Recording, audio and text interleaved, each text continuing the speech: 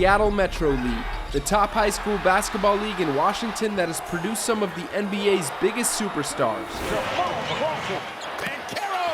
9 of the last 10 3A state champs came out of the Metro League, so in this series, we cover the 8 teams in the Metro Mountain Division throughout the 2024 to 2025 season. This is episode 2, Roosevelt vs. O'Day. Me and my nephew Keon Flex getting all these racks. Got so much drip when we pop out, they asking what is that? I spit the bed just on his kids, but you can't step like that. I'm T4L, I put it on the net. I'm scared to vent, I treat the mic just like a scared. And I've been fighting, tossing, turning in my sleep, these demons hunting. I was broke a couple years ago, now everybody noticed. And I was broke a couple years ago, now everybody noticed. Welcome to episode 2 of Metro League. My name is Joey, and last week in episode 1, you guys saw Rainier Beach take down Seattle Prep in a really good matchup, but we got another good one today. It's O'Day versus Roosevelt. So we're going to get right into the game, but before we do, let's take a look at the standings and rankings going into this game. As you can see, this is O'Day's season opener, so they look to start it off right with a win. Roosevelt started their season with a dub over an out-of-state team, and they come into this game looking to remain undefeated. As for the rankings, they're the same as episode 1 with O'Day at 4 and Roosevelt at 6, but stay tuned because there's going to be some shakeups in episode 3. But let's get into the game, beginning with the starting lineups of each team. First off, for the O'Day Fighting Irish, we got 6'2", number 75 ranked junior Peyton Brooks, 6'7", number 11 ranked senior Braylon Webb, 6'3", number 6 ranked junior Brian Webster, 5'8", number 48 ranked junior Levi Orbino, and 6'8", number 27 ranked sophomore Gene Woodard III. For Roosevelt, we got 5'8", number 91 ranked senior Caden Young, 6'8", number 20 ranked senior EJ Summers, 6'6", number 48 ranked senior Anthony Washington Jr., 6'4", unranked junior Pearson Dukes, and 6'5", number 50 ranked junior Jake Sprangers. It's important to note that O'Day was missing a couple players due to football season just ending, but they would be able to play in their next game. It's also important to note that Roosevelt is without their star transfer Ismail Guyo, who's the number 5 ranked junior in the state. There was no tip-off to start this game because Roosevelt got a pregame tech for dunking and warm-ups, so Brian Webster started at the line, putting O'Day up 1-0 after knocking down the free throw, and they got the possession to start the game. Gene Woodard III got an early bucket for O'Day, and on the other end, Braylon Webb, who might be the best defender in the state, got a huge block leading to this triple from the other B-Webb, Brian Webster. The O'Day student section, aka the Rowdy Pack, started chirping early after the 6-0 lead, putting the pressure on Roosevelt. It led to another turnover as Brian Webster got a steal before getting to the line on this jumper. He knocked down both his free throws to put O'Day up 8-0, but on Roosevelt's next drive, they finally got on the board after Pearson Duke splashed a 3. The next few minutes was then a defensive battle. When Pearson got the ball back in his hands, Peyton Brooks picked him and took it back down the court, but Pearson hustled back, blocking his shot on the play, and the block party continued. EJ Summers then blocked Braylon Webb, but Braylon got him back on Roosevelt's next possession, forcing a jump ball. Moments later, Braylon then got a steal and would draw a foul to put him at the line.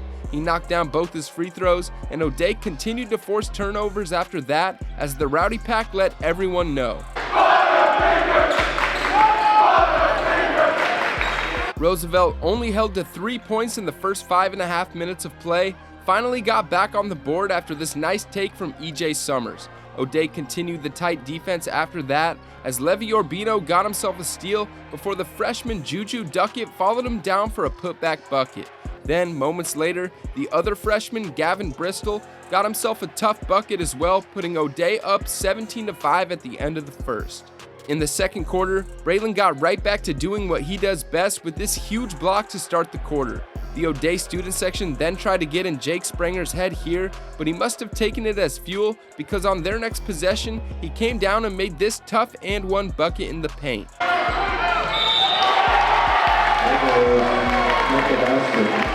Braylon Webb then started going off on offense as well, getting to the rack with ease on this drive, and just seconds later he would grab himself another bucket after following Peyton Brooks down the court, who made a nice steal to keep the tight defense rolling for O'Day. Pearson Dukes then had a nice drive for Roosevelt to put them back on the board, and moments later, E.J. Summers had a huge block which would eventually lead to him knocking down a triple. EJ kept up with the tight defense, contesting shots and forcing turnovers as the game went back and forth for the next couple of minutes. Brian Webster got a bucket in transition, but so did Anthony Washington Jr. on the other end. Anthony then got fouled on a three-pointer a couple plays later, and he knocked down all 3 free throws at the line, cutting the O'Day lead to 6 going into halftime. Right out of halftime, Pearson Dukes splashed a 3 for Roosevelt, so just like that, it was a 3-point game. But on the other end, Levi Orbino matched him, hitting this corner 3 before Jake Spranger's answered back with a putback layup for Roosevelt.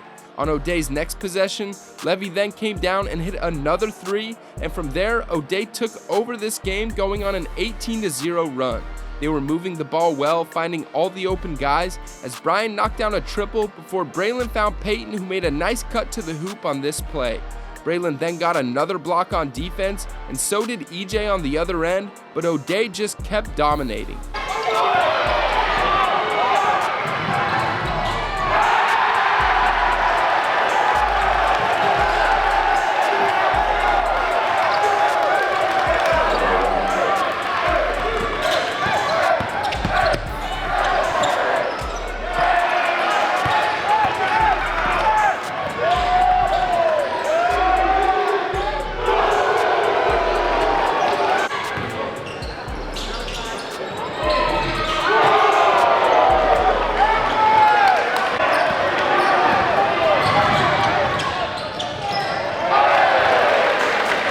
After the huge run, Roosevelt finally slowed the momentum as EJ drew a foul to get to the line.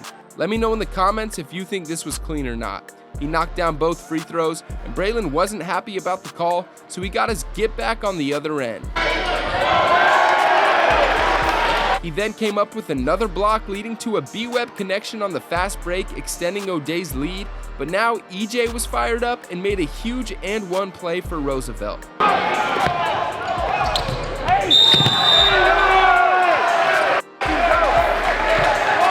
Flynn Selig then knocked down a 3, trying to keep Roosevelt in it, but O'Day continued to make plays as Levi Orbino then hit Josiah Bauman on this cut for a bucket, and Gavin Bristol took this steal coast to coast for a lay in transition. Then, right before the end of the third, Brian knocked down his 5th three-pointer of the night. EJ got to the line again, knocking down both free throws before the end of the quarter, but the game entered the fourth with O'Day up 22. EJ knocked down a 3 to start the fourth, but there wasn't much Roosevelt could do at that point, down 19, with Braylon Webb continuing to go off for O'Day. He was getting to the line and getting to the hoop to keep packing on the points, and later in the quarter, he was getting above the rim as well. Roosevelt then pulled most of the starters, and they hit a couple more shots from there, but O'Day's defense proved too tough as both Braylon and Peyton continued to get blocks, helping them close it out 65-48 in a dominant win to start the season.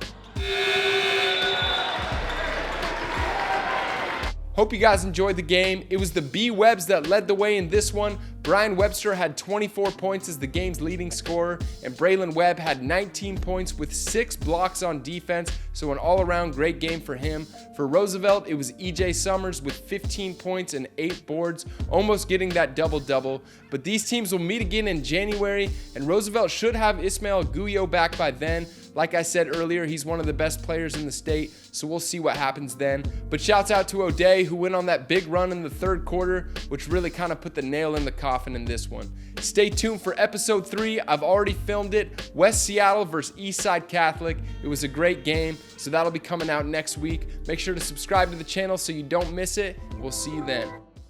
Walking and talking, I'm tripping, I'm working and trapping, don't know what's the difference. Shipping the money again, lemonade, not a poppy, the way it don't matter, I'm shipping. Shit when I'm rapping, they listen. Ain't no splits on the trap, no karate, this business. Shit on the road, probably swerving in traffic, I'm running around with a bad